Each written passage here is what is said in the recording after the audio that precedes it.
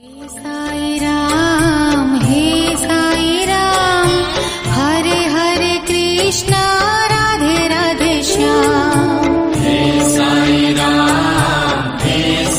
राम, हरे हरे कृष्णा, राधे राधे श्याम। ओम साई राम, साई राम। अध्याय 6 रामनवमी उत्सव, मस्जिद का जीर्णोद्धार, गुरु के कर स्पर्श की महिमा, चंदन समारोह, उर्स और रामनवमी का समन्वय, मस्जिद का जीर्णोद्धार। गुरु के कर स्पर्श की गुण। जब सदगुरु ही नाव के खिवैया हैं तो वे निश्चय ही कुशलता तथा सरल पूर्वक इस भवसागर के पार उतार देंगे। सदगुरु शब्द का उच्चारण करते ही मुझे श्री साईं की स्मृति आ रही है। ऐसा प्रतीत होता है मानो वे स्वयं मेरे सामने खड़े हैं और मेरे मस्तक पर उदी लगा रहे हैं। देखो देखो, वे अब अपना वरद हस्त उठाकर मेरे मस्तक पर रख रहे हैं। अब मेरा हृदय आनंद से भर गया है, मेरे नेत्रों से प्रेमाश्रु बह रहे हैं। सदगुरु के कर स्पर्श की शक्ति महान आश्चर्यजनक है। लिंगम सूक्ष्म शरीर जो संसार को भस्म करने वाली अग्नि से भी नष्ट नहीं होता है, वह गुरु के कर स्पर्श से ही पल भर में ही नष्ट हो जाता है। अनेक जन्मों के समस्त पाप नष्ट हो जाते हैं। ऐसे व्यक्ति जिन्हें धार्मिक और ईश्वरीय प्रसंगों से पूर्ण अरुचि है, उनके भी मन स्थिर हो जाते हैं। श्री साईं बाबा के मनोहर रूप के दर्शन कर कंठ प्रफुल्लता से रुंध जाता है, आंखों से अश्रुधारा प्रवाहित होने लगती है और जब हृदय भावों से भर जाता है, अब सोहम भाव की जागृति होकर आत्मनुभव के आनंद का आभास होने लगता है। मैं और तू का भेद द्वैत भाव नष्ट हो जाता है और तत्क्षण ही ब्रह्म के साथ अभिन्नता प्राप्त हो जाती है। जब मैं धार्मिक ग्रंथों का पठन करता हूँ तो क्षण क्षण में सदगुरु की स्मृति हो आती है। बाबा राम या कृष्ण का रूप धारण कर मेरे सामने खड़े हो जाते हैं और स्वयं अपनी जीवन कथा मुझे सुनाने लगते हैं। अर्थात जब मैं भागवत का श्रवण करता हूँ तब बाबा श्री कृष्ण का स्वरूप धारण कर लेते हैं और तब मुझे ऐसा प्रतीत होने लगता है कि वे ही भागवत या भक्तों के कल्याणार्थ उद्धव गीता सुना रहे हैं। जब कभी भी मैं किसी से वार्तालाप किया करता हूँ तो मैं बाबा की कथाओं को ध्यान में लाता हूँ, जिससे उनका उपयुक्त अर्थ समझाने में सफल हो सकूं। तब तक एक शब्द या वाक्य की रचना भी नहीं कर पाता हूँ, परंतु जब वे स्वयं कृपा कर मुझसे लिखवाने लगते हैं तब फिर उसका कोई अंत नहीं होता।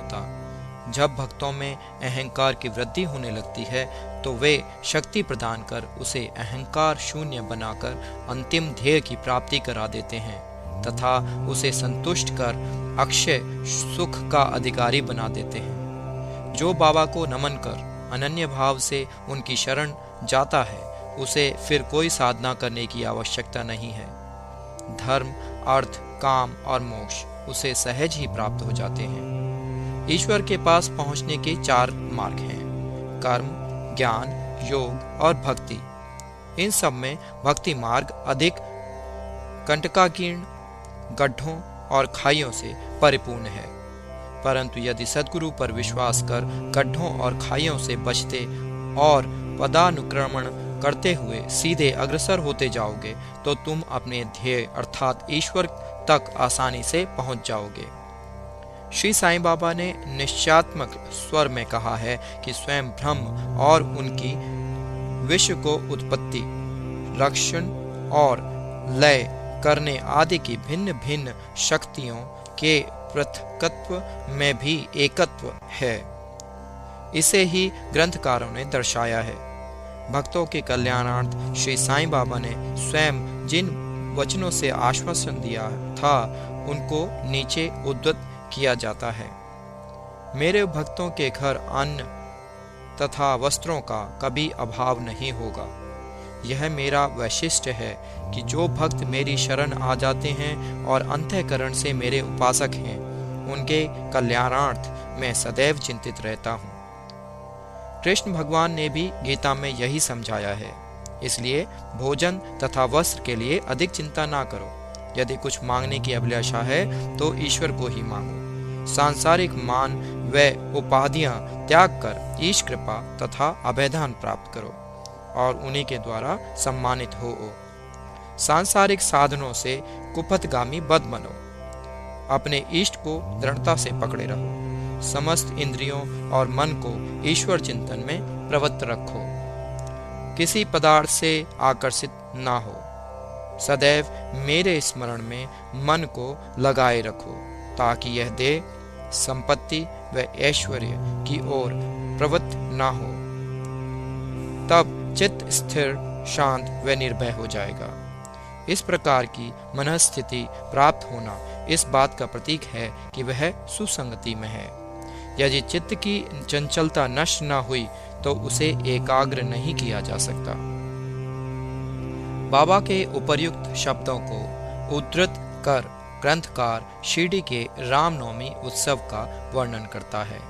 शिरडी में मनाए जाने वाले उत्सवों में रामनवमी अधिक धूमधाम से मनाई जाती है। एतएव इस उत्सव का पूर्ण विवरण जैसा कि साईं लीला पत्रिका 1925 के पृष्ठ 117 पर प्रकाशित हुआ था, यहाँ संक्षेप में दिया जाता है। प्रारंभ। कोपर गांव में श्री गोपाल राव गुण नाम के एक इंस्पेक्टर थे। वे बाबा के परम भक्त थे। उनकी 3 स्त्रियां थीं, परंतु एक भी संतान न थी। श्री साईं बाबा की कृपा से उन्हें एक पुत्र रत्न की प्राप्ति हुई। इस हर्ष के उपलक्ष्य में सन 1817 में उन्हें विचार आया कि शिरडी में मेला अथवा उर्स भरवाना चाहिए। उन्होंने यह विचार शिरडी के अन्य भक्त तात्या पाटिल, दादा कोते पाटिल और माधवराव के समक्ष विचारार्थ प्रकट किया। उन सभी को यह विचार अति रुचिकर प्रतीत हुआ तथा उन्हें बाबा की भी स्वीकृति और आश्वासन प्राप्त हो गया। उर्स भरने के लिए सरकारी आज्ञा आवश्यक थी, इसलिए एक प्रार्थना पत्र कलेक्टर के पास भेजा गया, परंतु ग्राम कुलकर्णी पटवारी के आपत्ति उठाने के कारण स्वीकृति प्राप्त न हो सकी। परंतु बाबा का आश्वासन तो प्राप्त हो ही चुका था, अतः पुनः प्रयत्न करने पर स्वीकृति प्राप्त हो गई। बाबा की अनुमति से रामनवमी के दिन उर्स भरना निश्चित हुआ। ऐसा प्रतीत होता है कि कुछ निष्कर्ष ध्यान में रखकर ही उन्होंने ऐसी आज्ञा दी, अर्थात उर्स व रामनवमी के उत्सवों का एकीकरण तथा हिंदू मुस्लिम एकता, जो भविष्य की घटनाओं से स्पष्ट है कि यह ध्येय पूर्ण सफल हुआ। प्रथम बाधा तो किसी प्रकार हल हुई। अद्वितीय कठिनाई जल के अभाव की उपस्थित हुई। शिरडी तो एक छोटा सा ग्राम था और पूर्व काल से ही वहां जल का अभाव बना रहता था। गांव में केवल 2 कुएं थे, जिनमें से एक तो प्रायः सूख जाया करता था और दूसरे का पानी खारा था। बाबा ने उसमें फूल डालकर उसके खारे जल को मीठा बना दिया, लेकिन एक कुएं का जल कितने लोगों को पर्याप्त हो सकता था। इसलिए तात्या पाटिल ने बाहर से जल मंगवाने का प्रबंध किया। लकड़ी व बांसों की कच्ची दुकानें बनाई गई तथा कुश्तियों का भी आयोजन किया गया। गोपाल राव गुण के एक मित्र दामू अन्ना कासार अहमदनगर में रहते थे। वे भी संतानहीन होने के कारण दुखी थे। श्री साईं बाबा की कृपा से उन्हें भी एक पुत्र की प्राप्ति हुई थी। श्री गुंड ने उनसे एक ध्वज लाने को कहा। एक ध्वज जागीरदार श्री नाना साहेब निमोड़कर ने भी दिया। ये दोनों ध्वज बड़े समारोह के साथ गांव से निकाले गए और अंत में उन्हें मस्जिद, जिसे बाबा द्वारका माई के नाम से पुकारते थे, उसके कोनों पर फहरा दिया गया। यह कार्यक्रम अभी भी पूर्ववत चल रहा है। चंदन समारोह। इस मेले में एक अन्य कार्यक्रम का भी श्री गणेश हुआ, जो चंदनोत्सव के नाम से प्रसिद्ध है। यह कोरहल के एक मुस्लिम भक्त श्री अमीर शक्कर दयाल के मस्तिष्क की सूझ थी। प्राय इस प्रकार का उत्सव सिद्ध मुस्लिम संतों के सम्मान में ही किया जाता है। बहुत सा चंदन घिसकर और बहुत सी चंदन धूप थालियों में भरी जाती है तथा लोबन जलाते हैं और अंत में उन्हें मस्जिद में पहुंचाकर जुलूस समाप्त हो जाता है। थालियों का चंदन और धूप नीम पर और मस्जिद की दीवारों पर डाल दिया जाता है। इस उत्सव का प्रबंध प्रथम 3 वर्षों तक श्री अमीर शक्कर ने किया। और उसके पश्चात उनकी धर्मपत्नी ने किया। इस प्रकार हिंदुओं द्वारा ध्वज व मुसलमानों के द्वारा चंदन का जुलूस एक साथ चलने लगा और अभी तक उसी तरह चल रहा है। प्रबंध। रामनवमी का दिन श्री साईं बाबा के भक्तों को अत्यंत ही प्रिय और पवित्र है। कार्य करने के लिए बहुत से स्वयंसेवक तैयार हो जाते थे और वे मेले के प्रबंध में सक्रिय भाग लेते थे। बाहर के समस्त कार्यों का भार तात्या पाटिल और भीतर के कार्यों को श्री साईं बाबा की एक परम भक्त महिला राधा कृष्ण माई संभालती थीं। इस अवसर पर उनका निवास स्थान अतिथियों से परिपूर्ण रहता और उन्हें सब लोगों की आवश्यकताओं का भी ध्यान रखना पड़ता था। साथ ही वे मेले की समस्त आवश्यक वस्तुओं का भी प्रबंध करती थीं। दूसरा कार्य जो वे स्वयं खुशी से किया करती थीं वह था मस्जिद की सफाई करना, चूना पोतना आदि। मस्जिद की फर्श तथा दीवारें निरंतर धूनी जलने के कारण काली पड़ गई थी। जब रात्रि को बाबा चावड़ी में विश्राम करने चले जाते तब वे यह कार्य कर लिया करती थीं। समस्त वस्तुएं धूनी सहित बाहर निकालनी पड़ती थी और सफाई व पुताई होने के जाने के पश्चात पूर्ववत सजा दी जाती थी। बाबा का अत्यंत प्रिय कार्य गरीबों को भोजन कराना भी इस कार्यक्रम का एक अंग था। इस कार्य के लिए बृहद भोजन का आयोजन किया जाता था और अनेक प्रकार की मिठाइयाँ बनाई जाती थीं।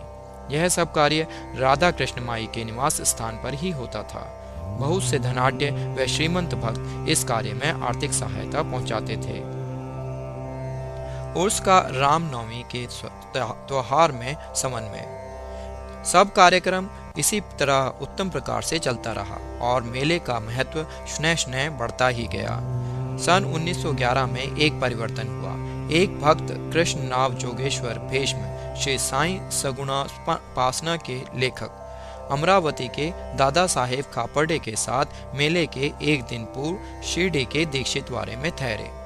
जब वे दालान में लेटे हुए विश्राम कर रहे थे तब उन्हें एक कल्पना सूझी।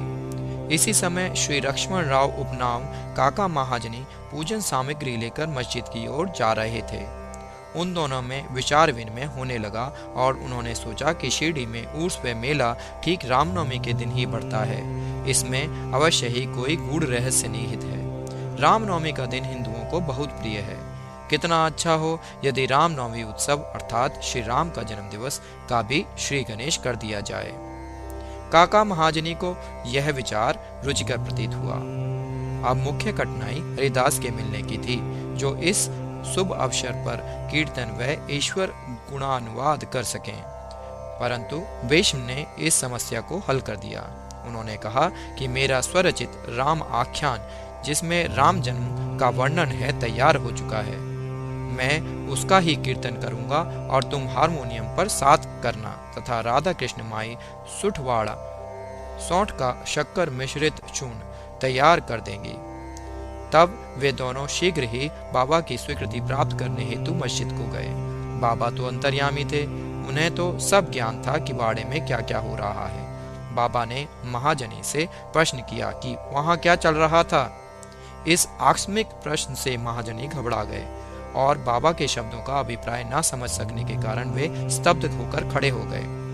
तब बाबा ने भीष्म से पूछा कि क्या बात है।